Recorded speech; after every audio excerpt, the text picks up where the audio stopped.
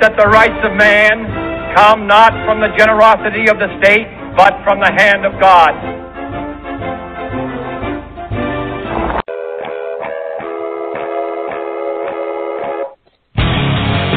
Anyone can tell you the news. We welcome Diamond and Silk. Mark Zuckerberg will end up, and it's going to be a face without the book.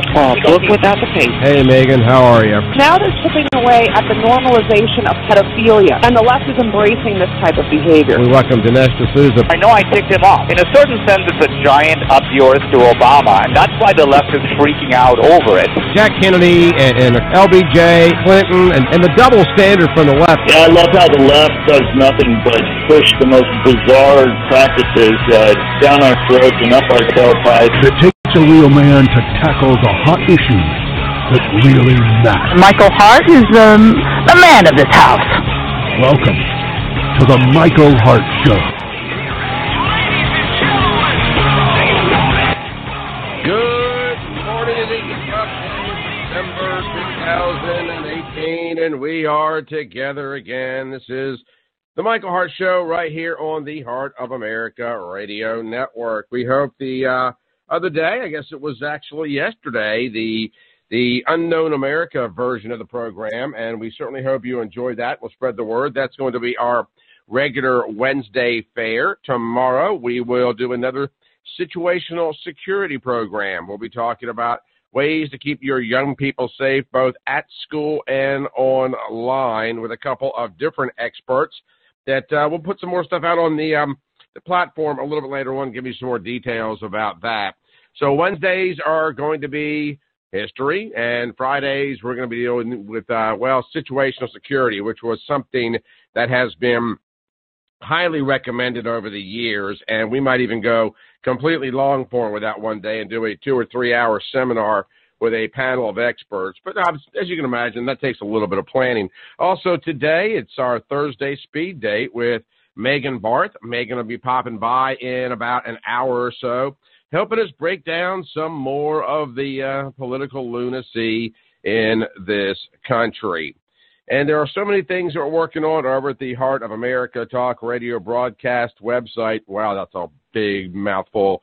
So go check out Hart of America. It's H-A-R-T, Hart of America, for all the various podcast offerings. We've got 2 other ones in the offerings as well. You won't be hearing anything about those till after the first of the year, but a couple other things that will be coming across this network also, and not just from yours truly.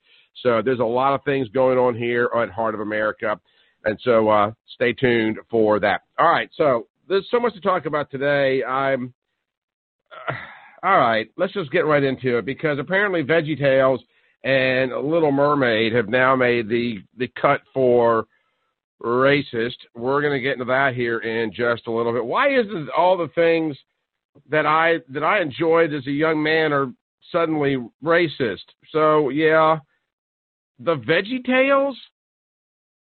I mean, really? Larry, he's a bigot? Give me a break. We're going to break that story down here in just a few moments. A Democrat. Yeah, Colorado Democrat. Remember when all the chatter was about the use of bathrooms and how we had shared that, when these things go into practice, they sound wonderful on paper, but when they go into practice, the response from people is significantly different than the debate or the discussion.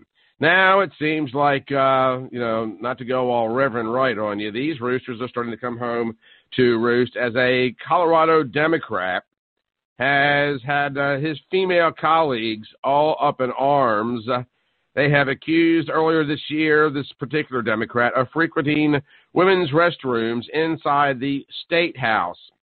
State Senator Daniel Kagan's departure will be January 11 and will come as the Democrats retake the Colorado Senate majority following the November elections. He went on to say, "It's been a great honor to serve the people of Colorado for just a short decade." Yeah. All right. Kagan was instrumental, apparently, in repealing a 19th century law that criminalized adultery, a law that he regarded as giving authorities the power to question people about their personal lives which is a gross invasion of privacy that's fully within the rights of the police right now. Now, I'm not necessarily opposed to that particular stance. I am one of those kind of people that believe that what happens behind closed doors and in your bedroom and your personal life is your business and between you and your Lord. But I do find it very interesting that this guy has taken that newfound lack of attention to morality to an extreme in that he begins using the women's restrooms. But what's even more interesting is the response from his female colleagues over the practice. I asked for a public apology for all involved, not a resignation. This, according to Martinez Humenic, one of the people that, another state senator, that said several women claimed to have seen Kagan using the women's restroom multiple times. She filed a workplace sexual harassment complaint against Kagan. Now, I am thoroughly confused. This is exactly what they wanted. I have made the comment so many times that it makes my eyes bleed that Democrats constantly lobby for things that are counterintuitive to their own best interest. And it is mind-numbing to me why they simply cannot see that. In about 15 minutes or so, we are going to get into this Veggie Tales, Charlie Brown's Thanksgiving, Little Mermaid, Rudolph the Red-Nosed Reindeer, Baby It's Cold Outside story. But I'm going to preface that with some comments made by Senator Mazie Hirono, who is a Democrat from Hawaii, on Tuesday, and some comments that she has made about the Democrat political structure, the politicos' inability to communicate and connect with their voters. And for those of you that might be brand new listeners, maybe, not necessarily to the program, but just to my style, I think, and I love taking news stories of the day, and of course, as you're well aware, attaching them to the past and viewing them through the kaleidoscope or the prism of the past. But in a larger sense, I also see a lot of common thread, particularly culturally speaking, in a lot of these stories that are trending every day. Now, on this particular headline of this story, for example, Democrats have a hard time connecting to voters because, wait for it, they know so much. Now, I'm not going to elaborate on that at the moment, but I want you to kind of let that headline kind of ping-pong back and forth in your heads for just a few moments. Democrats have a hard time connecting to voters, this is Hirono, because they know so much. She's going to be talking about their inability to make, as Democrats, platforms or campaigns or points of view that are striking at the heart, that they spend too much time putting things in their heads. Now, Hirono's statements were not made in conjunction with some of the other news stories that are out there. But if she is correct, and I would kind of sort of slightly think she might be, then suddenly the Democrat peeing in the woman's bathroom, the young lady on YouTube, her name is Remy Cruz. She has been slammed on YouTube after losing weight. She was a big girl. She was a healthy girl. Or as Jamie Gunn would say in Silence of the Lamb, was she a big fat person? And she was. And the chick lost a ton of weight and looks fantastic. And now YouTube is slut-shaming her. But remember, Hirono's statements, we don't connect well with our voters. And then we have the Little Mermaid story, because we can't play Baby It's Cold Outside, The Veggie Tales are now racist. We have also got Charlie Brown's Thanksgiving, Rudolph the Red-Nosed Reindeer, and the story goes on and on.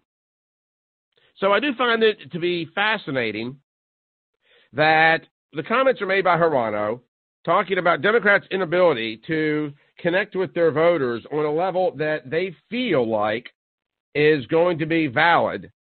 And then you get all these idiotic stories on the periphery that pretty much demonstrate that what she observes is absolutely correct. Spend so much time trying to sway this viewpoint of the voters that they're making, and this is on the left, that they're making decisions that are counterproductive to their own good, and they're not even able to see the truth for what it is. Now, in the case of Baby It's Cold Outside, is he making a pass at this woman? Well, yeah. Hey, guess what, gals? That's what guys do. That's right. Uh-huh.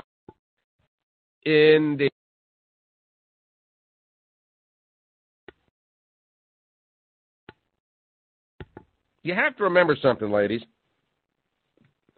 If men did not make passes at women or hit on women or try to pick up women, there would come a time where there was no people. Capiche? Yeah, this song is about trying to persuade a young lady to hang around for the evening because it's snowing and dangerous outside. But in the light of the Me Too movement, does everybody have to be offended by everything? And has anybody else noticed that it's gotten significantly worse in the last 6, 8, 10 years?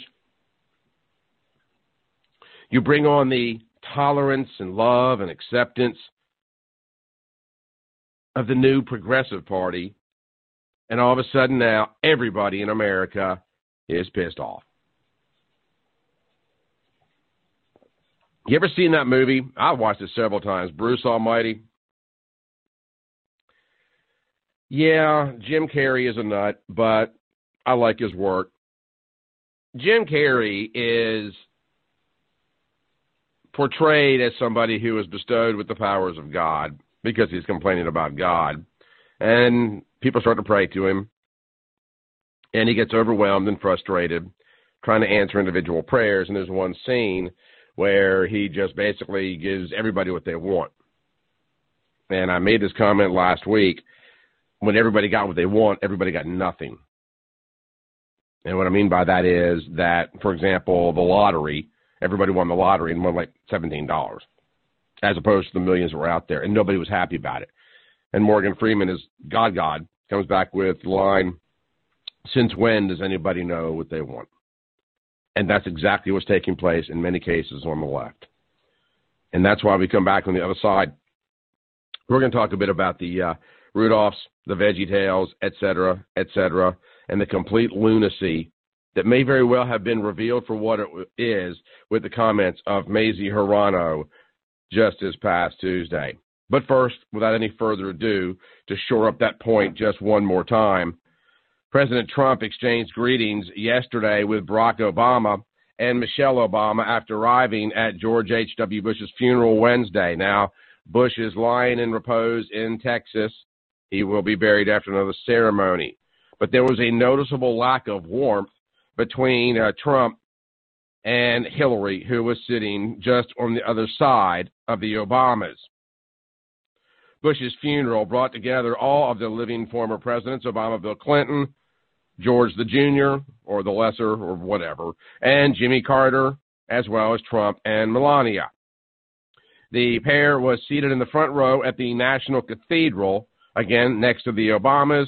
Trump shook hands with the former president and former first lady, Michelle Obama, who greeted him by saying good morning before he took his seat. Melania Trump also shook hands with the Obamas and Bill Clinton and nodded at Hillary. But neither President Trump nor the Clintons appeared to acknowledge one another when the president arrived. Hillary Clinton stared straight ahead while former President Bill Clinton glanced over her. And again, the civility, the tolerance, the maturity. She can't even gaze upon Trump. She is such a remarkable loser. And I don't mean loser in defeat. I mean loser in personality and character. But personality and character has not always been something that the Democrat Party has necessarily aspired to. And when we come back on the other side, we'll take a very interesting look at some other little tidbits right here on the Michael Hart Show on the Hart of America Talk Radio Network. Stick around. We're coming right back.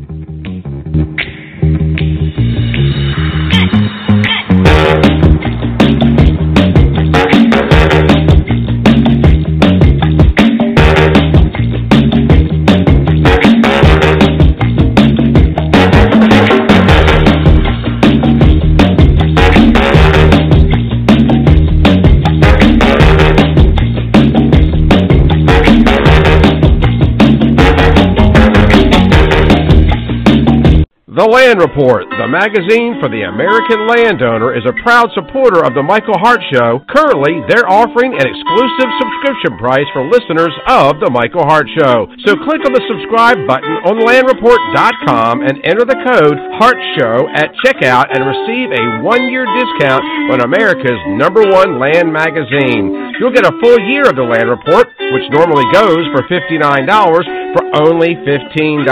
That's a 75% savings off the cover price. Again, that's promo code HARTSHOW at checkout of thelandreport.com, and make sure to check out the Land Report on Facebook if you love land.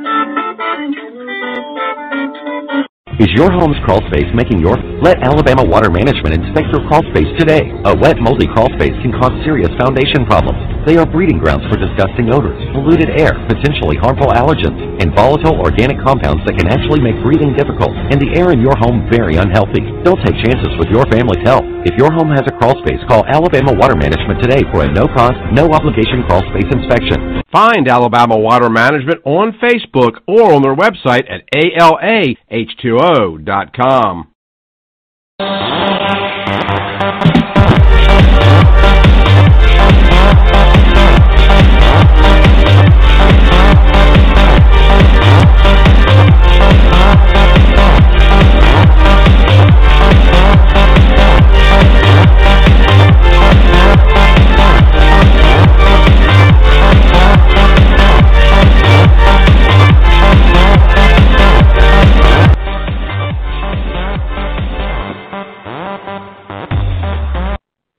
I hate doing these stories of just rewards, but before we get into exactly what's going on with Mazie Hirono's statements and in our preparation for our visit today with Megan Barth, for years, and I mean, you got to bear in mind that when I first went on the air, George Bush was president.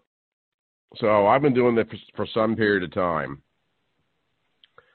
And I've often made the point that, indeed, Democrats do tend to lobby for things that are counterintuitive to their own best interest. But that they often also accuse people of doing things they themselves are guilty of doing. I don't know if this is a matter of laying cover or not. But it is something that shows the amazing hypocrisy. And I'm not going to elaborate on this story very much, but I would like to bring to light that a senior advisor for U.S. Senator Kamala Harris, remember one of the Mrs. Me Too's, the advisor resigned yesterday over inquiries about a $400,000 harassment lawsuit against him while working at the California Department of Justice. California Department of Justice. His name was Larry Wallace, resigned after the Sacramento Bee asked about this settlement. According to a spokeswoman, we are unaware of the issue and take the accusations of harassment or harassment, whatever you prefer, extremely seriously. Again, this from the Harris spokeswoman Lily Adams. This evening, Mr. Wallace offered his resignation for the senator, and she accepted it. The lawsuit was filed by Danielle Hartley, accusing Wallace of demeaning her based on her gender while she worked for him as his assistant. Now, let's take this particular story. We got a Me Too movement, a lot of politicians advancing the Me Too movement, and all of a sudden everybody's getting harassed out here. Hide your mothers, hide your daughters, hide everybody. Okay, so all of a sudden harassment suits abound. We got Stormy Daniels. We've got allegations of sexual impropriety. We've got the Lolita Express. By the way, Epstein was freed the other day after a tacit confession. So we got sex everywhere. Sex, sex, sex. I know, right? You're thinking to yourself, where is it? Never mind. But either way, we got Kamala Harris over here.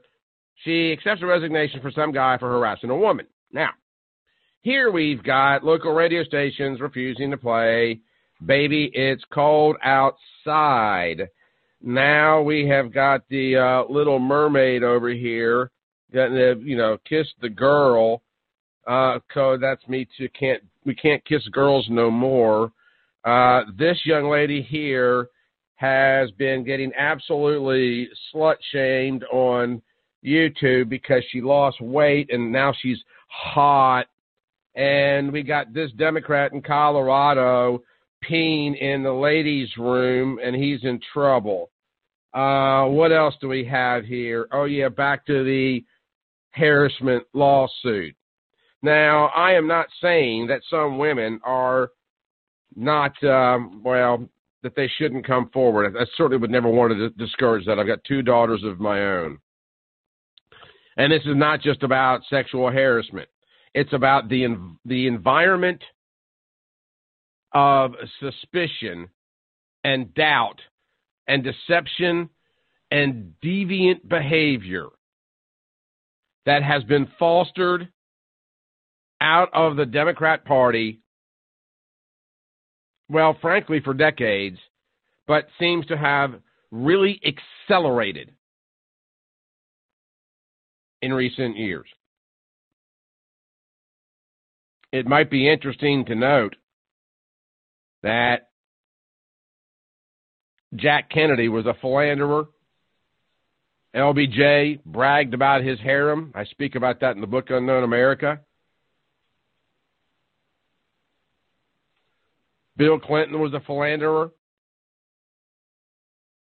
I mean, throughout history, we've seen it time and time again.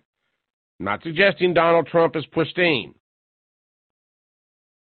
but there does seem to be some presidential honor among thieves when it comes to that kind of behavior. But what's even more interesting is that in years past, the Democrat Party as a whole pretty much, if they didn't condone it, they certainly overlooked it. So now while we have Kamala Harris grilling Brett Kavanaugh over the fact that he might have tried to kiss a girl in a drunken stupor when he was in his teens, now we learned that one of her close assistants was released for going after a woman in a sexual harassment suit over the woman's gender. Hello, that's priceless. And again, we have the demonstration of hypocrisy. Now, taking a look at why these things might occur, you have to take a quick glance at the comments of Senator Mazie Hirono. And I find it fascinating that she makes this statement that she thinks she's being very intuitive and very insightful about, without necessarily revealing, at least purposely, that she's nailing it head on.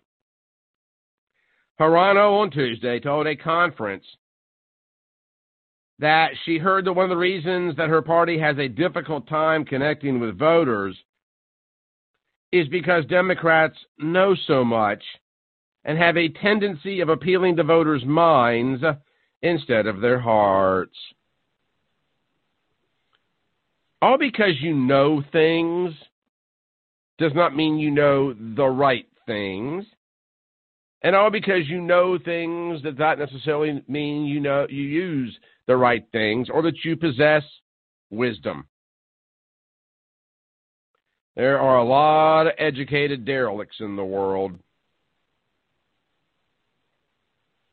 And when the narrative is incorrect, when the data is a falsehood, then this is what we get. Let me bring this a little closer to home. And I didn't mean to go down this track, but I think it's worth going down. A little bit later on here locally, I'll be on the air with Joe Lockett on the TV program, Outspoken. About 2:30 this afternoon locally, I'll be on America Trends TV out in California with Amy Fuller talking about some of these very issues.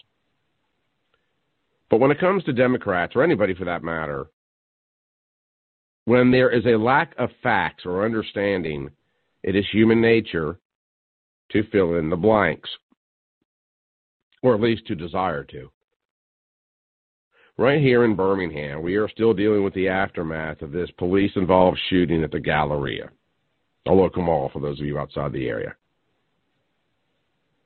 The videos are sneaking out, but these are mostly private videos. ALEA, which is the Alabama Law Enforcement Agency here in the state of Alabama, has asked the local municipality known as Hoover to not reveal what they have until their investigation is complete. I think it is pretty much accepted by this community that this was most assuredly a wrongful death. But then again, I'm speculating. Local law enforcement has been very silent on the issue as state law enforcement attempts to figure out exactly what has taken place. At the very least, this is a police response of excessive force. Not sharing this story with you or sharing it again to stimulate calls or opinions or feedback. The point I'm making is this. There have been protests here, the attempts at shutting down the interstates, calls for boycotting stores at the mall, calls for closing the mall, which, by the way, is also excessive force. There has been a response that has been predicated on what we think we know happened. You see, everybody involved, the protesters, those that are speculating, they know so much, like Hirano says, but they don't know it all. And they don't have all the facts. As a talk radio host, me and pretty much every one of my peers will engage in the artful license of speculation.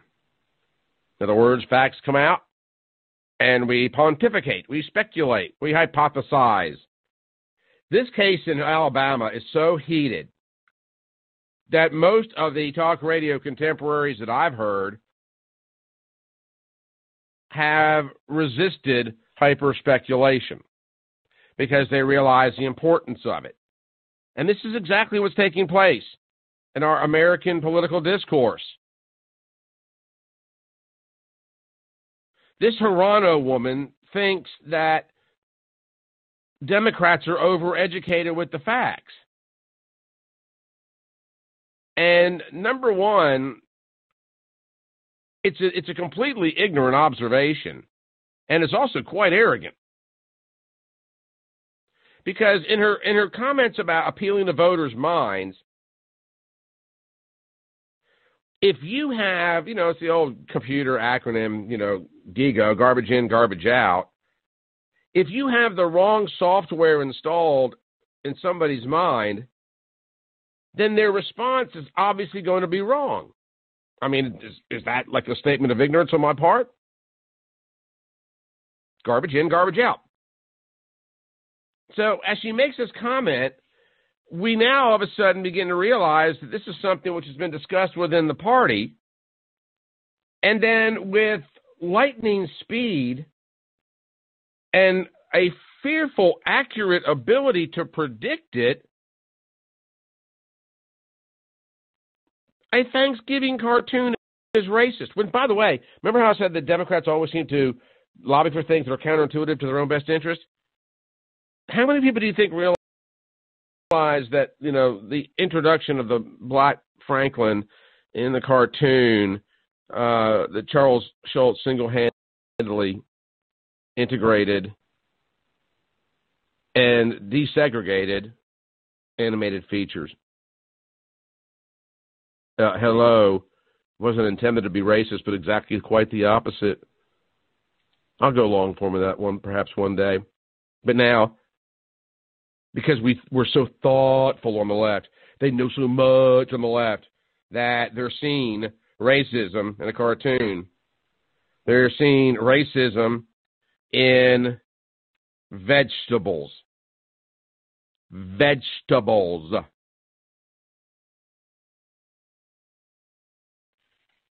Vegetables. You know, something that a year ago the vegetable emoji would have been considered sexual, but now it's racist. Next month it might be xenophobic, who knows. Rudolph the Red-Nosed Reindeer. Homophobic and misogynistic because Donner didn't want his wife to get beat up by the damn abominable. Little Mermaid. Don't kiss that girl. Don't hit on anybody out there, baby. It's cold outside. Yeah, Hirano. They know so much. Problem is, what they know is not the truth. And when what you know is not the truth, what you respond with is something which is a complete fallacy. Phone lines are open, 929-477-3761. You're listening to the Michael Hart Show right here on the Hart of America Talk Radio Network as we await our Thursday speed date with Megan Barth. Stick around. We're coming right back.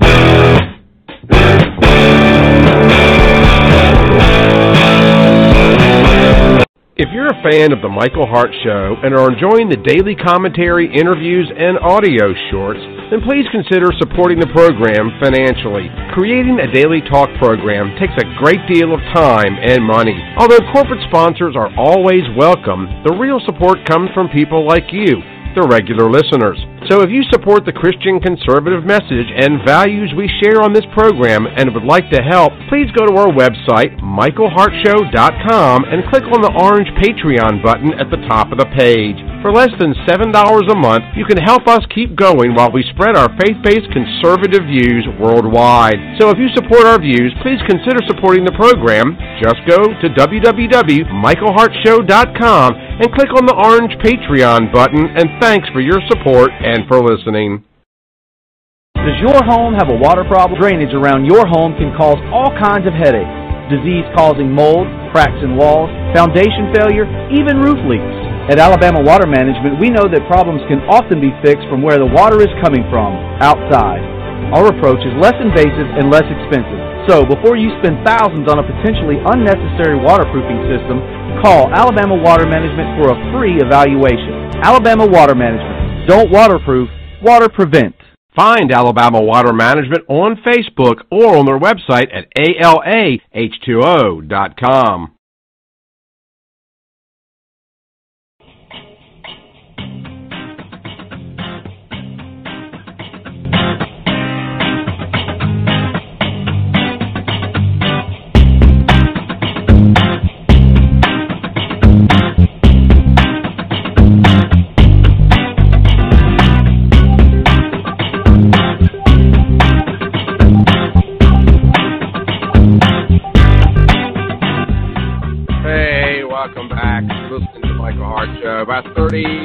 About 25 minutes away from our weekly speed date with Megan Barth of ReganBabe.com.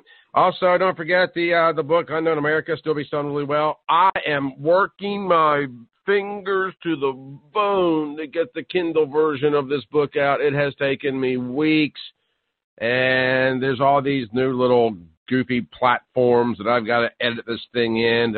I could have just done a straight read, black and white, just kind of listing the information, but trying to doll it up for those of you that want to get it on Kindle. It will be available on Kindle, I'm hoping, by the end of the weekend, if not sooner. But you can find out. You can't get the Kindle version from us. You'll have to go over to Amazon.com and just, Google Unknown America, and there it is. It's the only Unknown America out there. There's Unknown Americans, but there's no Unknown America. And so, anyway, go over there and put in the "k," and you'll find the book. If you'd like to have a autographed copy of it with a constitution and no shipping and handling, just go over to theunknownamerica.com. That website it only serves one purpose, and that is for books. And there's a couple other little things, some bumper stickers and things like that there you might want to take a look at. We're going to have a whole lot of product offerings that'll be coming up on the Hart of America website. I know there's multiple destinations, but the idea is there's multiple needs out there. So some of you go to Hart of America and check out the other podcast. Some of you just go over to Michael Hart Show and check out this podcast. Some of you go over to The Unknown America. All of these things are, by the way, interacted. They're interconnected. So if you go to one, you can find the other one right there. But for a copy of the book, it makes a great, great, great Christmas gift. And also, if you are so compelled, consider supporting us either on PayPal or on the Patreon app. We've had a few folks that have done that. We've had several folks do it privately. That is certainly something we're open to as well. But we're trying to grow this thing so that we can continue to spread the Christian conservative truth of values and the Constitution in this country. If you support the Christian conservative message of the Michael Hart Show and all the various programs that we are attaching to it, please consider supporting us. We'll take $1.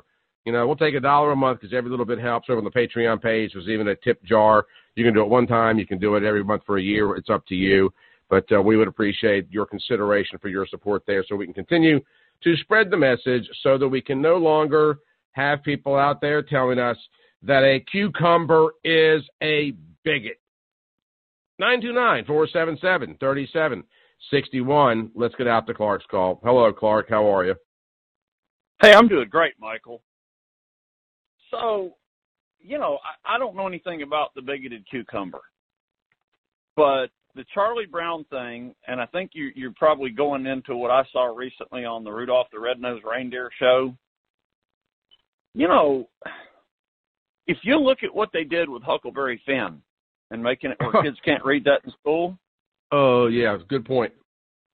That's exactly what they're doing here. I mean, you read Huck Finn. Can you tell me what Huck Finn's biological father's name was? I only remember him as Pap, okay? Right. And I think the reason we don't remember his name, Huck Finn's biological father was a piece of trash. And the only concern he ever had was when he saw financial gain from being associated with Huck. If Huck Finn had a father figure in that book, it was Jim. And when the book began, I guess Jim was the property of the Widder Douglas. And when the book was over, Jim was a fellow human being. And there was a transformation that took place there, and it was pretty cool. And school kids are not allowed to read this because there's a word in there that people don't like. Right, and you're referring to the N-word, right? Yeah, I mean, and it was a common usage term that nothing was meant by whatsoever at the time it was used in the book being written. And, you look at this thing with Charlie Brown. Now, I wasn't there when Charles Schultz added the fella. I kind of wonder if there was nobody whatsoever on that side of the table and he just drew him in rather than change everybody around. He was he was making a political statement. I mean, there's no doubt about it, because what a lot of people don't realize is that he was receiving letters from people in the black community. It was actually a white woman that started all this, and she contacted him. And in the context of the time, Schultz was like, nobody else has done this. I don't mind doing it, but I don't want to sound like I'm pandering to the black community by placing this, this black character, Franklin, in the strip. And so the white woman gets a group of black folks together, and they discuss it, and they come together with a letter saying, we don't think you'll be pandering to us. And Schultz, I mean, I have the letters, copies of them. And he's making the point that, okay, we can do this. I have no problem with it whatsoever, but understand there might be backlash. And the black folks that are conferring with him are saying that backlash has got to come at some time from somebody in some format. Why not you? And he basically went, good point. Franklin was sent in. But Franklin was isolated on the other side of the table as somewhat of an optic representation of how unique that event was. Okay. Well, I knew that he created Franklin from input that he had gotten. This is who we would like Franklin to be. I mean, he took a lot of input there. And, I guess the best example, if you go back far enough, would probably be Gulliver's Travels. People watch a movie with Gulliver's Travel or read the book today, and it's a guy that went on a trip, and there was little people, and then there was big people. When, if you know the historical context, it was scathing political satire. Mm-hmm. And, so much of this, and what you have to explain to people over and over is you cannot take the original intent of something at the time that it was written and judge it with a contemporary interpretation without knowing all the factors that went into what was going on at the time. Well, no, you're absolutely right. I mean, another literary work that has been completely misunderstood is Uncle Tom's Cabin. And although, Harriet Beecher Stowe, demonstrates the atrocities of the slaveholding years, Uncle Tom is often viewed by the black community as a very weak and petulant individual. They don't realize that he was a pacifist, he was extremely strong in his viewpoints, and he was also a pastor. And the fact that he stood his ground, but he didn't do it violently, and because of that, he was allowed to maintain his pulpit. He was allowed to preach. He was allowed to spread the gospel. And, this idea that somehow because he wasn't willing to physically fight back, that he was capitulating to the man is a complete falsehood. The man he had the living hell beat out of him frequently. And, but he stood there and he took it. And he was also eventually freed and allowed to go north. But all these things happened because he based his entire persona on integrity and character. That entire narrative is lost in today's discussion. Exactly. They advanced the ball down the field as best they could under the circumstances that they had to deal with. Yeah. But anyway. And penalties be damned, by the way. Oh, yeah. But, yeah, when you started talking about that, I just flashed on the Huckleberry Finn thing. Hey, do me a favor when you talk to Miss Barth. Ask her if she has any speculation on if and when Donald Trump is going to go on offense. It just occurs to me the Democrats are poised to investigate everything. And, he doesn't have to appoint somebody that adopts Mueller rules of engagement. They can do legitimate investigations, and they keep the Democrats on their heels for the next however long they want to play investigation games. Right. And I don't know, from where I'm sitting, I don't understand why it hadn't been initiated. Well, Clark, I've gotten to the point now where, as astute and articulate in this industry that I always thought that I might be, I'm beginning to realize my shortcomings because nothing going on in D.C. makes any sense any longer. But I'll definitely pick Megan's brain as much as she will allow. All right. Well, you take care and have fun with the rest of it. I'll do it. Have a wonderful day, my friend. Take care. You too, Clark. All right, guys, phones are open if you want to chime in on this, 929-477-3761. If years ago I was actually sitting in a bar. I know, right? And I'm doing some show prep, and I've got this paperwork out. And I'm going through these articles, and I'm highlighting things that I thought I wanted to hit on. And I get on this one particular news story, and I'm highlighting sentence after sentence after sentence. And And I had a buddy of mine that I still connect with on Facebook every once in a while. His name is Thomas Willis. I believe he lives over in Georgia now. Thomas walks in, ex-military, great guy, so much fun to talk to. You know, those kind of guys that you've never had a bad conversation with. Just, you know, seen enough of life to just take it in stride and realize that, you know, this too shall pass and, you know, don't sweat the small stuff kind of mentality. Just a really, really great guy. Anyway, he sits down next to me and he sees me highlighting this particular story. And I'm highlighting and highlighting and highlighting. And he looks at me and he goes, Michael, you do realize if you highlight everything, you've highlighted nothing.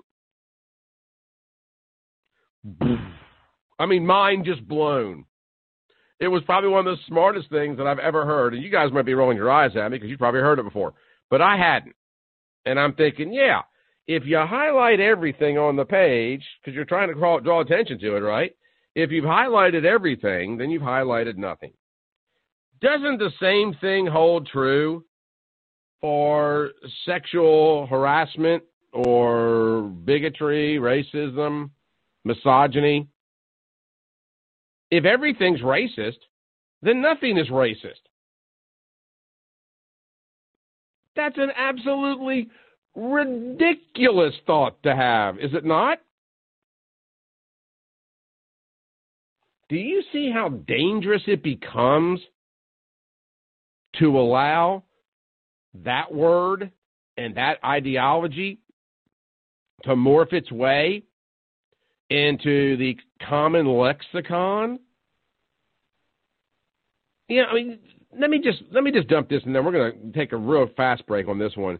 Come back and break down the Veggie Tales, one of my favorite cartoons. I still watch it to this day because I'm twisted that way. Do people in this country, the minorities in this country, really think? I mean, I want you to think about this. It's a rhetorical question. Answer it in your own mind. But do you really think for one moment that white people sit around trying to figure out a way to slide racism into cartoons? Come on. I mean, be honest. Because now we've got it in Veggie Tales, Charlie Brown's Thanksgiving. It will happen in the next week or so related to Charlie Brown's Christmas. The Little Mermaid story. This is more on the Me Too movement, as is the Kiss the Girl. So we've got these two movements. We've got Black Lives Matter, and we've got Me Too.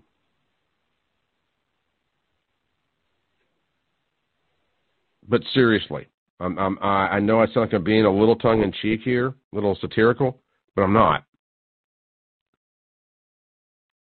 If you are a minority, I'm sorry to break this to you. We just don't consume our worlds with that stuff. That's not to suggest there's not racism out there. And, for example, Charles Schultz putting one black character in the strip would have also been representative of population sizes. Think of it this way. If Charles Schultz was a bigot, Franklin never would have existed.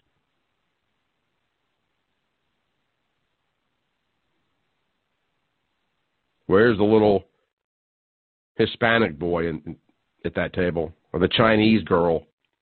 Where's the transvestite? You know, I mean, do you see how ridiculous and how far you can take this kind of stuff? And there's no rational end to it. I'm fascinated beyond belief that there is a certain segment of this population that believes that white people sit around trying to figure out ways to be racist in their creative arts. Now, in the meantime, right here in Birmingham, Alabama, we have a family struggling with what's probably going to end up being a wrongful death that may very well have been racially motivated. And yes, I am speculating.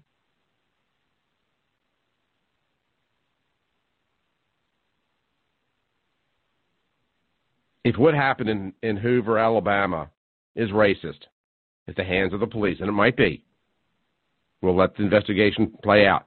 If that's racist, but at the same time, Veggie Tales is racist. Does that not diminish the tragedy in Birmingham? Because, see, those are two entirely different degrees of racism in my mind. One is an atrocity. The other just simply trumped up. And to what end? For what purpose? Because you know what? Thomas was absolutely right. If you highlight everything, you've highlighted nothing.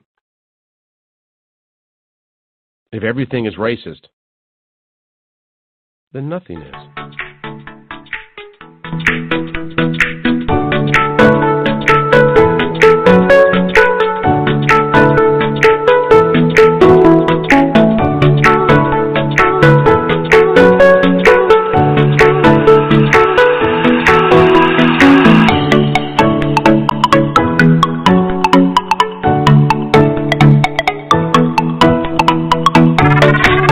The Land Report, the magazine for the American landowner, is a proud supporter of the Michael Hart Show. Currently, they're offering an exclusive subscription price for listeners of the Michael Hart Show. So click on the subscribe button on landreport.com and enter the code HARTSHOW at checkout and receive a 1-year discount on America's #1 land magazine. You'll get a full year of the Land Report, which normally goes for $59, for only $15.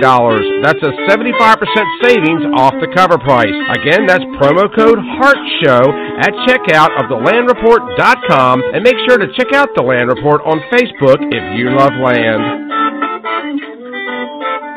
It's the Michael Hart Show. Come again? The Michael Hart Show. You know I don't speak Spanish. In English, please. A liberal dose of conservatism. How'd you do that? I'm not even mad. That's amazing.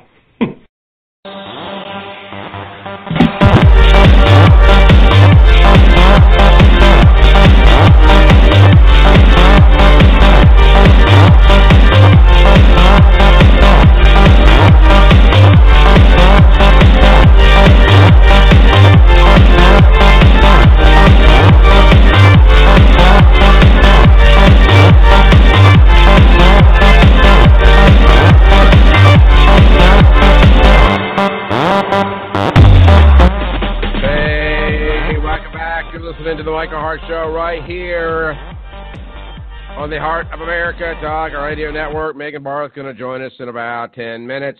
A lot of folks listening to us out there on the Facebook feed. Do me a favor, and I'm being very serious about it. It's a lot more important to me than you might realize. If you are listening in, even if you are there for a few moments, do a brother a solid and share it. It helps us attract attention, and it gets it further into the news feed every single day. By the way, tomorrow's situational security stuff, we're going to be talking about ways to keep the kids from getting shot up at school, also keeping them safe on the computer. So subscribe to the YouTube channel. Right now, YouTube does not have any video. We're working on all that. We were more concerned about the production and preservation of content. We are now doing, and then there's that on Monday, which is a retake on the weekend's news, the Michael Hart Show, the situational security program, and the Wednesdays is Unknown America. After the first of the year, we have a couple other podcasts, which are not going to be done by me, by the way, that are going to be under the Hart of America umbrella. But the way we're going to grow that thing is with your help, whether it's the financial support, which we really would appreciate very much, helps keep us on the air because this stuff ain't cheap, or you can just share it on Facebook or join us up on YouTube. In the next couple of weeks, YouTube will have a video component. And see, I don't want it to be me sitting behind a microphone and you watching me talk on the radio. You know, I realize that there is some value in that, but that's not my vision. I wanted to look crisp and sharp, but I wanted to be able to offer visual evidence for the very things we're sharing with you on the air. So go over to Hart of America on YouTube. Please subscribe to it there. If you're listening on Facebook, just hit the share button. It's a small thing, but it's a significant thing. You know, it's like, I don't know, one small step for man, one giant leap for mankind kind of stuff. And come on, y'all, where else can you get that kind of hokey for free? So do me a solid and well, share it. Let's get out to the phones, and we'll chat it up here with Tolly before we are joined by Megan Barth. What's up, my brother? Hey, Michael. So if you highlight everything, if you highlight nothing, that's deep and that's good. My problem is that I usually highlighted nothing because I fell asleep with my face in the book. You be in class, you listen, you're trying to pay attention, you try and highlight as you go along, and you just kind of like, man, I didn't get enough sleep last night. You just put your face down, teachers yell at you. That was my experience. Actually, I'm more classically educated now. I have a lot of books on my bookshelf, and it makes me look smart. I think that's the classically educated way to be, right? Absolutely. And you're probably one of those kind of people like me. There are people out there, and a lot of teachers will say this as well, where, don't dog-ear the pages, don't write in the margins, don't break the seam so that the book lies flat. I'm one of those kind of people to always say, we're getting the Kindle version of Unknown America up any day now, but I'm the kind of guy, I want to buy a hard book. But I'm one of those kind of people that when I open a book, if it's not written in and dog-eared and pages torn the whole 9 yards, I don't want to leave anything between those covers. I want to eat. If I'm going to read it, I'm going to eat everything up in it. Well, now, Michael, you sound like my wife. Just be honest, you sound like my wife here a little bit, being analog and not wanting this digital stuff. And I always tell her, you can highlight in a Kindle book and you can dog-ear a Kindle book. Did you know that? You can tap on the corners and you can highlight. It's just like a real thing. I don't know why. Holly, I have never seen a Kindle in my life.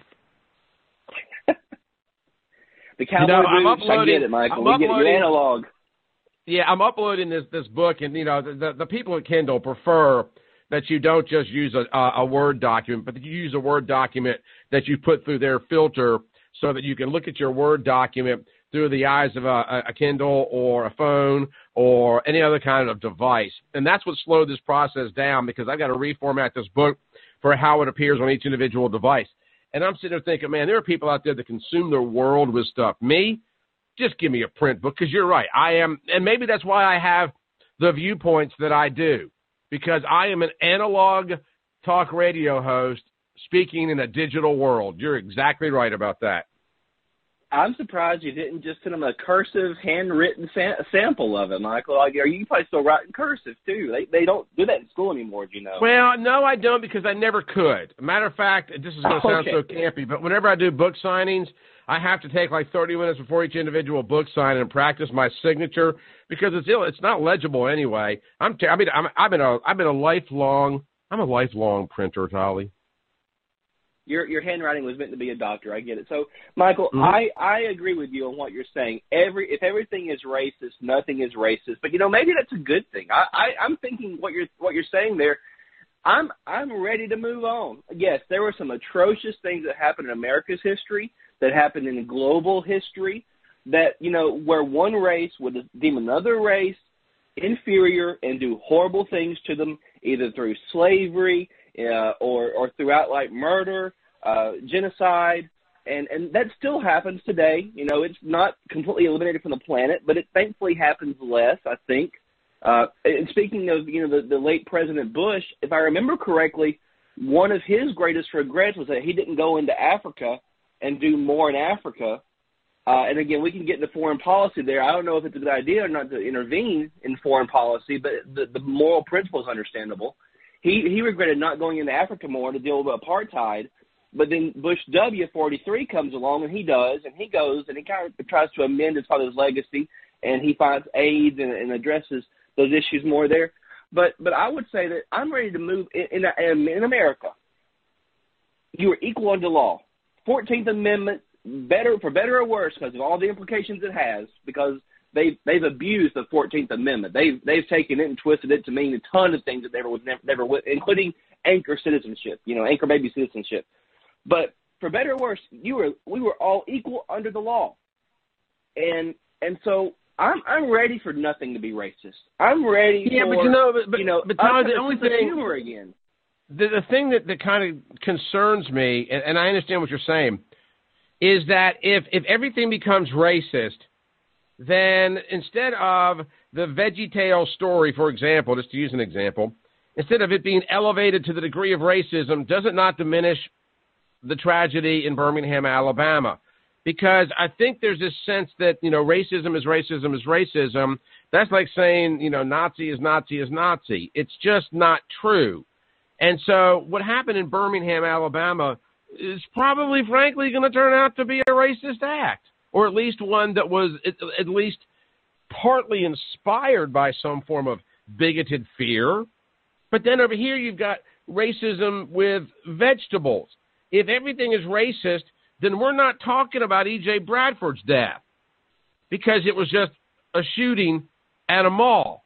And that's what happens when you see fear around every corner.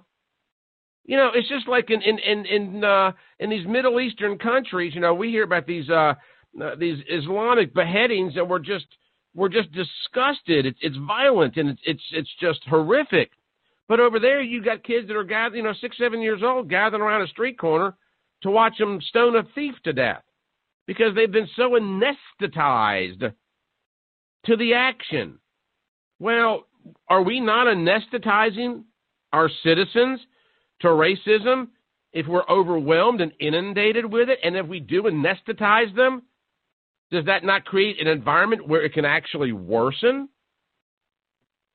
Well, let's see. Anesthetize, that means to knock someone out through anesthesia. You know what, Michael? Maybe it'd be good just to knock us all out. This world has gone so crazy. Let's just knock us all out. I want to have fun again and not have to worry, because I've done it. I've turned into this person. I regret it. I hate it about myself, but I've turned into the person that has to watch their words. And I was recording for a lady who is an older lady, not old, but older, and she's an old gospel singer.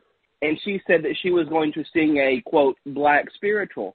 And in the recording I made, I said, would you like me to remove the word black? It might become offensive. I know that you don't have any racist heart whatsoever about it, but we no longer use the term black spiritual. We might just say spiritual song. And so, I've become that person who is hypersensitive. I think all the things went wrong when females started to vote. I think I'm with Jim on that one. Just stop letting the women vote. I know there's some smart ones out there like Megan Barth, but just, Oh, you're just saying that because she's on hold. Well, I thought she might be calling in, but I'm saying there's some smart ones out there, but as a whole, this nation went downhill when we gave them the right to vote.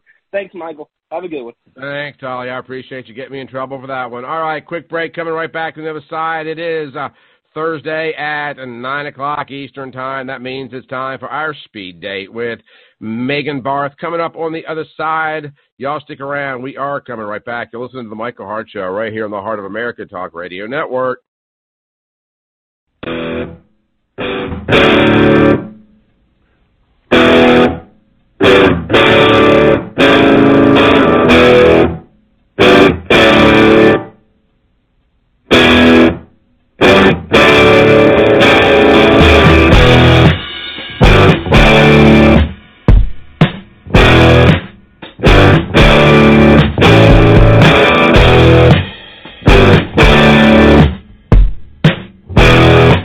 The Land Report, the magazine for the American landowner, is a proud supporter of the Michael Hart Show. Currently, they're offering an exclusive subscription price for listeners of the Michael Hart Show. So click on the subscribe button on landreport.com and enter the code HARTSHOW at checkout and receive a 1-year discount on America's #1 land magazine. You'll get a full year of the Land Report, which normally goes for $59, for only $15.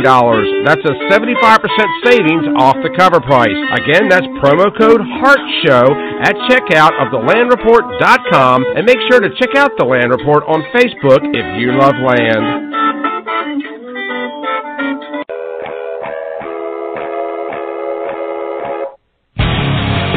Anyone can tell you the news. We welcome Diamond and Silk. Mark Zuckerberg will end up, and it's going to be a face without the book. Book without the page. Hey, Megan, how are you? Now they're chipping away at the normalization of pedophilia, and the left is embracing this type of behavior. We welcome Dinesh D'Souza. I know I ticked him off. In a certain sense, it's a giant up yours to Obama, and that's why the left is freaking out over it. Jack Kennedy and LBJ, Clinton, and the double standard from the left. Yeah, I love how the left does nothing but push the most bizarre practices down our throats and up our tailpipes. It takes a real man to tackle the hot issues that really matter. Michael Hart is the man of this house. Welcome to the Michael Hart Show. And I really am, because technically speaking, I'm the only man in this house. It is Thursday. It is time for our weekly speed date with Megan Barth of ReganBabe.com, and we welcome her into this edition of the Michael Hart Show. Good morning, Megan. How are you?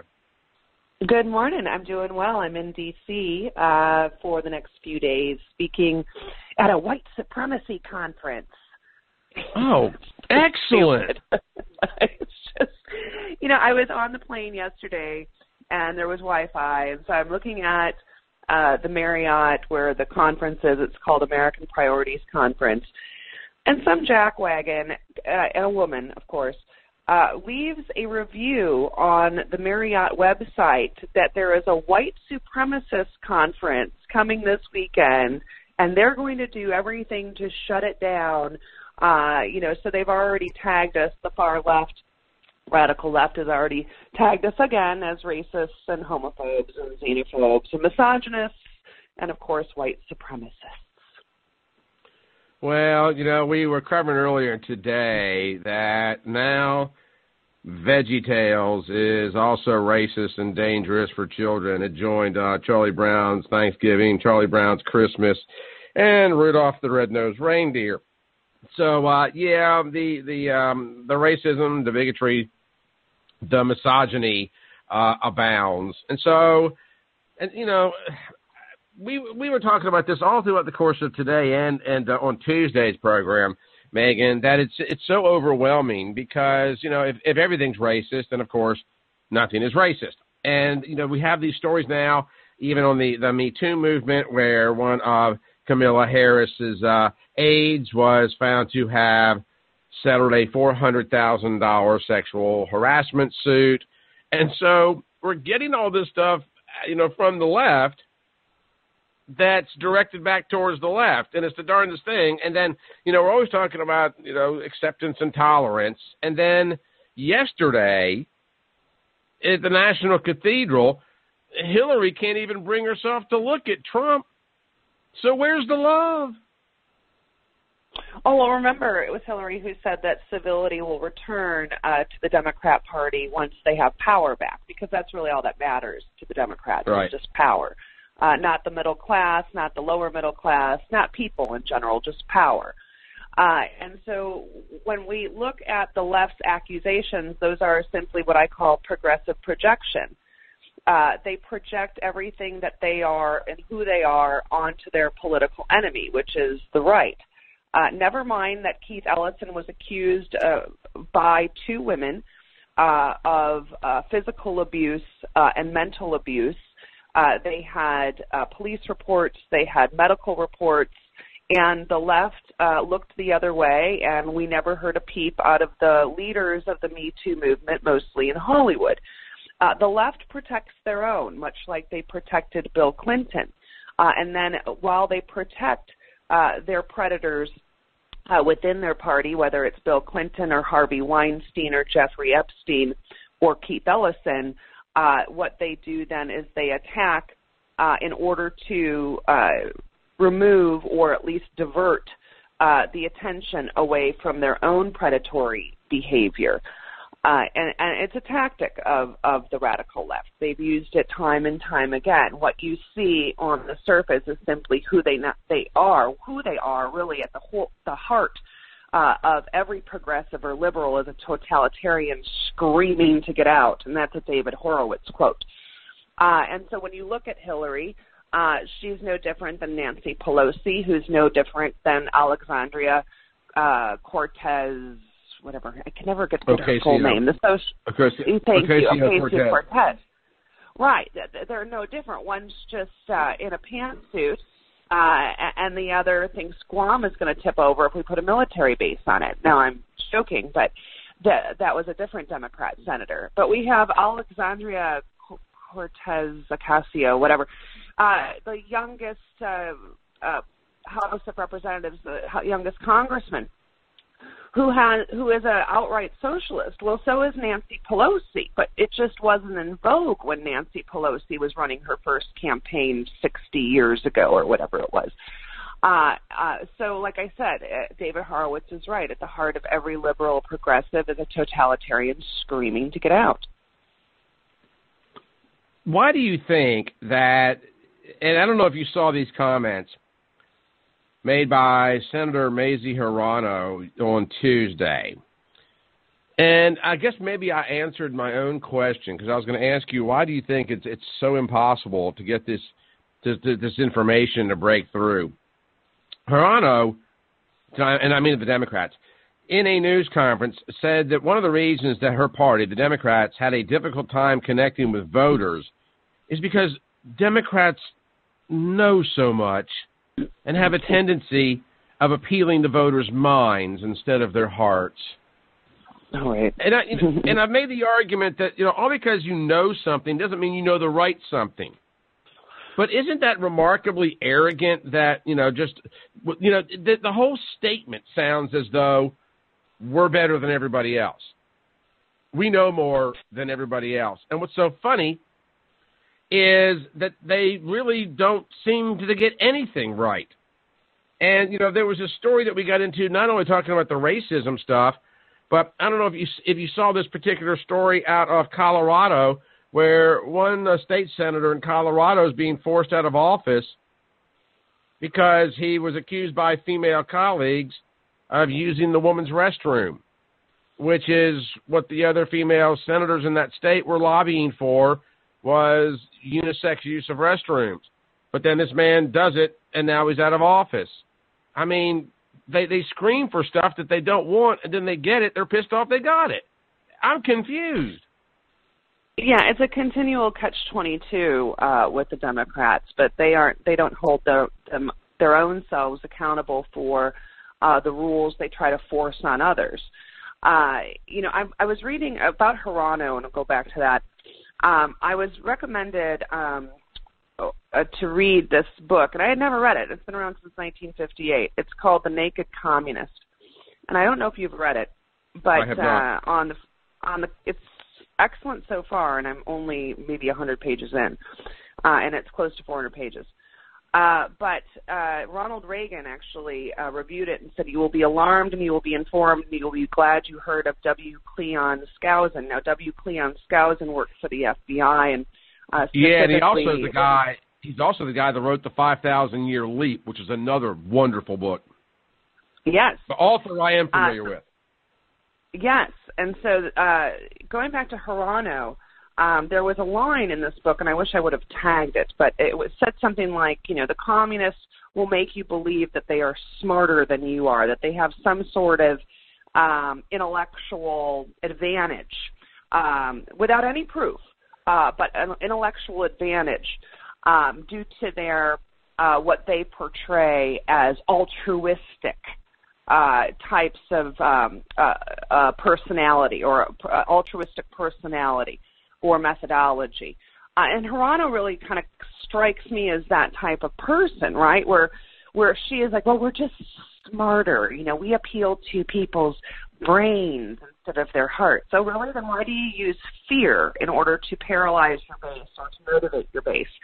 And one of the reasons why the Democrats use fear, whether it's the fear of Trump, the fear of the wall, Trump hates brown people, he's racist, everyone should fear Trump's tax cuts, people are going to die if there are tax cuts, I'll never forget that one. The reason that the Democrats use fear is because it's an easy emotion to manipulate and control. And so Hirono is just full of you-know-what. Can I read, before you go any further, in the fear tactics? Mm-hmm. Can I read a direct quote from her from Tuesday? Sure. But we have a really hard time doing that, and one of the reasons told me at one of our retreats, was that Democrats know so much, and that is true. We have have to tell everyone how smart we are, and so we have a tendency to be very left brain. we are so smart, and that is true. So we have to tell everyone how smart we are because we have a tendency to be very left-brain. Wow. If, I can say anything I want to say on the internet, but I won't say it because I'm a Christian. But what a B.I. you-know-what she is. And you're absolutely right. This speaks exactly to what you're talking about, Megan. They really do have this. And Ronald Reagan. Go ahead. No, your show. And Ronald Reagan said, liberals know so much that isn't so. And so the Democrats believe in a large government, which then robs the ability of American individuality. Reagan also said you can't be for big government, be for the little guy, and that's exactly why I think the Democrats lost against an outsider like Trump. They were no longer for the little guy, and they still are no longer for the little guy when you see who they're protecting and who they're punishing. Their tax increases, which they promised on businesses and individuals in general, will hurt the little guy. But these tax increases will go directly to illegal aliens and the protection of illegal aliens. And so you see Democrats time and time again turning their backs on the American worker, no matter what color the American worker is. Every American citizen, the Democrats have put second to illegal aliens. And so it'll be interesting to watch this budget showdown come up, because I do hope actually we close down the government. I think it would be a good reminder of how useless some of the federal government jobs are, because when they shut down the government, the jobs that are impacted aren't necessary for our everyday survival.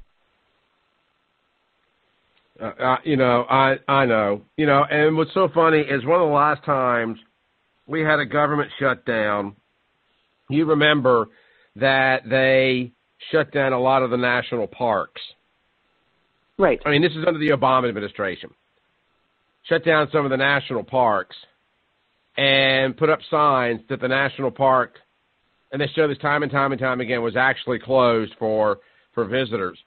And then they had park rangers at the parks to enforce the signs. I mean, just for the life of me, talking about redundancy in terms of, government agencies and the way big government thinks, they keep the guys out there at the parks to enforce the closed parks.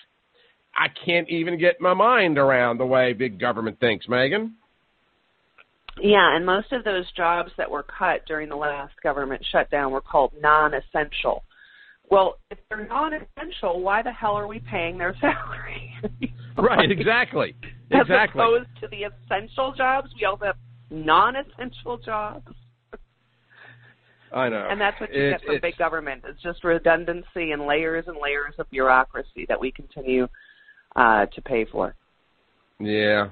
No, you're exactly right about that. All right, so you're up in D.C. Give us a little bit of an idea of what you're doing up there again and exactly what else is going on over at ReganBabe.com, because I know you bring it so frequently.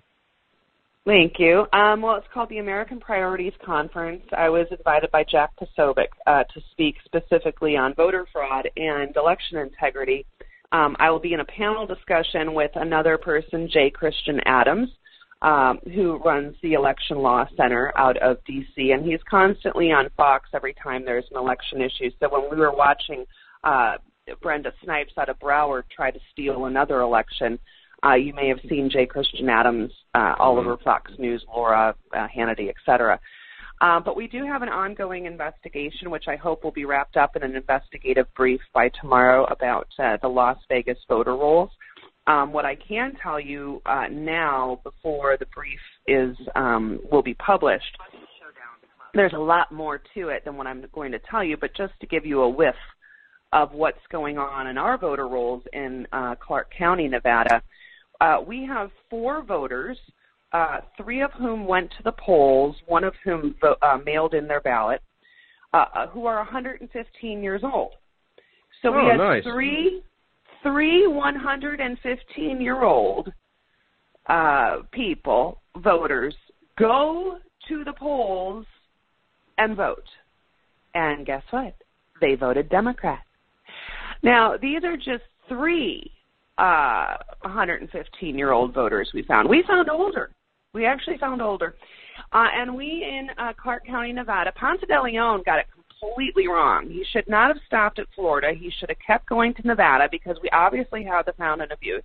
We have over 30 people. I was going to say, y'all must have some kind of geriatric nutrition program going for you. I'm telling you, I'm going to get rid of my bottled water and go to tap. We found over 30 people over 100 years old that have voted, many of whom at the polls. We found at least a dozen people from a dementia care center that voted. And those are just some of the anomalies, questionable voters that we found. We found 15 registered voters at a 2-bedroom, 1-bathroom shack, and the list goes on and on. And so I was saying on state radio just this week, if the Secretary of State is missing 115-year-old voters, what else is she missing? And so Jay Christian and I invited Jay Christian to speak. I've worked with him on a couple other things, so we'll be doing a panel together. But Dave Bossie will be here, Corey Lewandowski, Mike Cernovich, Jack Posobiec.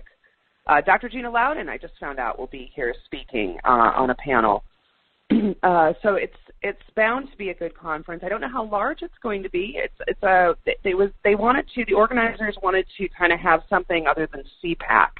To motivate the activists in our base, because It's always been kind of my opinion, especially in the last few years, that CPAC has gotten a little too corporate and less appealing to the activists on the right. And we have plenty of activists, and we can see that through the works of Jack Posobiec, Mike Cernovich, and others.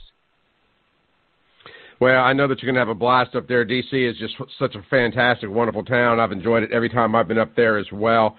And I know that there's a lot of – we got to get folks really, really, really engaged and understand what's going on, because one of the problems that I think that we have from the right, Megan, is that we're not just combating ideologies or philosophies, at least not at the voter level. There really is that level of ignorance.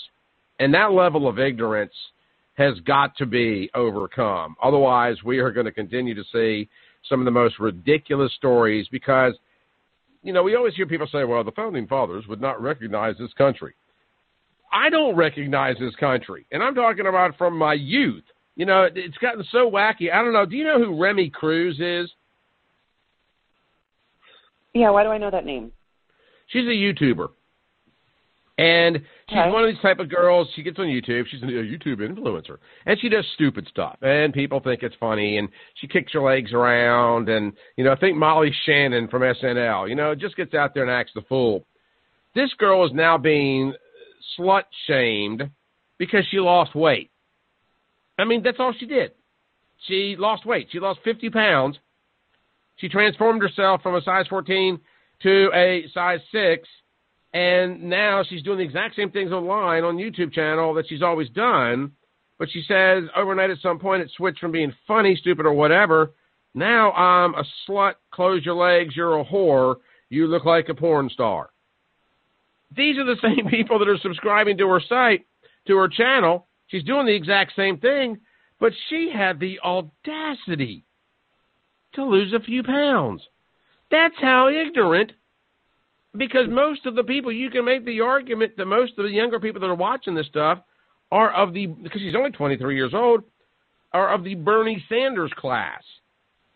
And they are so far afield of reality that now this girl goes from a rather large, plump young lady, think, you know, Rubenesque, to looking pretty J-Lo hot. But that's what they concern themselves with. And that type of ignorance has got to be overcome, and I'm not certain that it can be overcome with intellect. I could be wrong about that. But what do we do with a generation that thinks the Veggie Tales are racist, that Charles Schultz was a bigot, and that a girl going on a diet makes her a slut? How do we deal with that, Megan? You know, I don't have kids, so I'm not exposed to much of the things that they are exposed to. But I do have nieces and nephews, and many of them are homeschooled. because of the indoctrination that they're being fed by their Marxist professors and their Marxist administrators.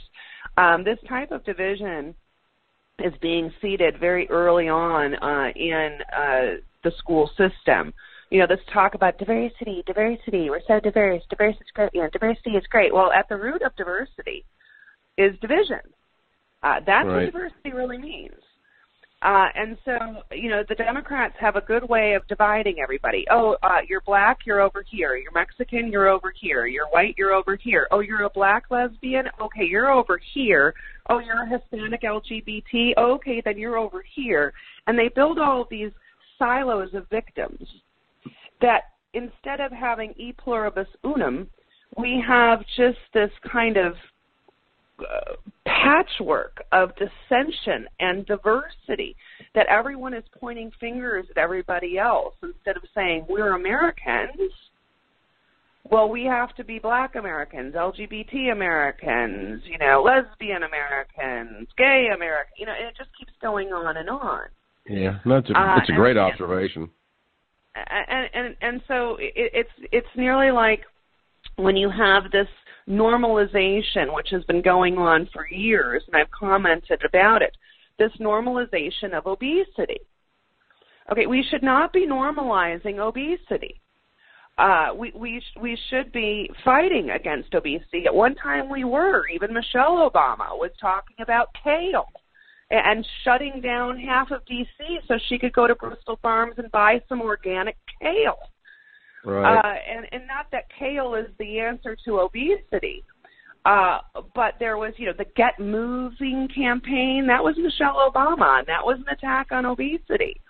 But then all of a sudden we have Miss America that now isn't going to put, you know, the future Miss Americas in bathing suits out of fear that they're going to, you know, fat shame somebody else. Yeah, you're right. We have Sports Illustrated, a swimsuit issue, now putting, you know, obese women on the cover. And there's this, you know, there's fat shaming, there's slut shaming, there's skinny shaming. I mean, there's so many shaming going on because we have raised a generation of people who are entirely confused about simply just being a good, honest, hardworking, decent American. No, where they have exactly to find right. fault. Where they have to find fault in every single situation because it's not diverse enough. Or good point. Megan, unfortunately, I am out of time. I want to give you an opportunity to give everybody the appropriate addresses because we're going to go off the air in about a minute and a half. ReganBabe.com, ReganBabe on Twitter, ReganBabe on Facebook. That's Reagan as in Ronald, Babe as in Ruth, ReganBabe, and also MediaEqualizer.com. Excellent. Have a great time up in D.C. If you happen to see Gina, give her a shout and a hug for me after the president tweeted about her new book, Mad Politics. I mean, literally, the president tweets about the book. Less than a minute later, I get a ding, and guess it's a screenshot of the president's text from Dr. G. She loves her some Michael Hart, and she loves twisting on me as much as she can. So give her a big old hug and a smooch for me. All right, that's it. Thank you, Megan, so very much. We'll talk to you next Thursday. Absolutely. All right, guys, we're going to wrap this thing up. Do remember to share the program on your social media platforms. Please help us spread the word. Again, you can go over to Hart of America, and check out the upcoming broadcast. Tomorrow is a situational security program.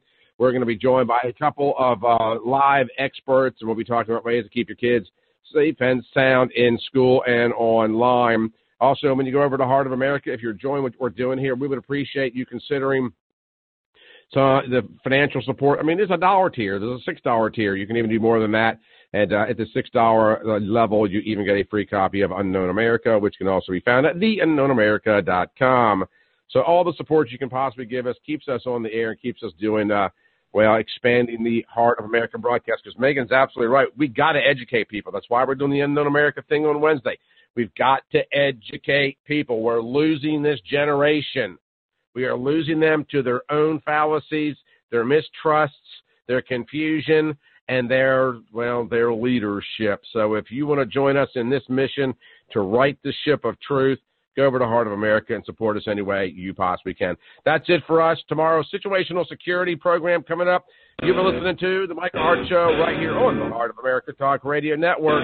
Back with you at 8 o'clock Central Time tomorrow.